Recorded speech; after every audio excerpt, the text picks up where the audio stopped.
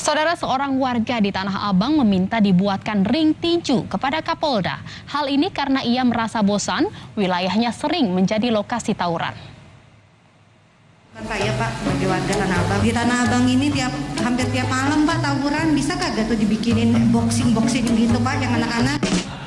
Boxing maksudnya apa? Pertandingan tinju gitu? Tinju gitu Pak. Biar sekalian dia tahu tinju. Betul, daripada 1 lawan 10 mendingan atu-atu Pak, ketahuan banyak kok gitu.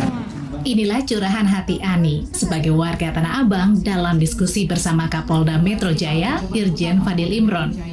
Bukan tanpa alasan, menurut Ani, tawuran remaja hampir tiap malam terjadi di wilayahnya. Pada Kapolda, Ani minta dibuatkan arena tinju agar mereka yang sering tawuran bisa menyalurkan hobi bertarung mereka secara benar. Dan begini tanggapan Kapolda. Buatin ring gitu ya? Betul, jadi anak-anak muda yang selama ini kan banyak yang nongkrong nih Pak. Jadi kalau malam minggu daripada nongkrong, ayo kita boxing dah gitu kan. Grup mana misalnya, kebun kacang, kebun mati, kebun jahe gitu Pak.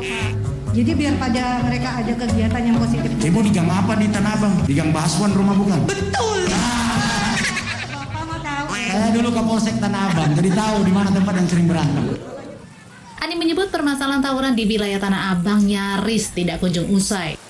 Apalagi bila sudah tiba malam minggu, jumlah remaja yang nongkrong semakin banyak dan seringkali berujung tawuran.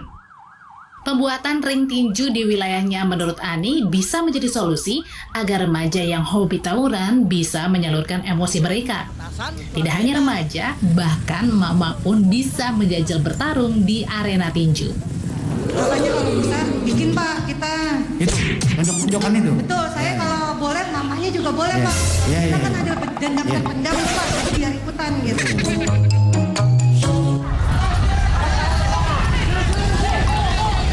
Keinginan Ani agar permasalahan tawuran segera teratasi menjadi harapan bersama warga Jakarta, terutama warga Tanah Abang.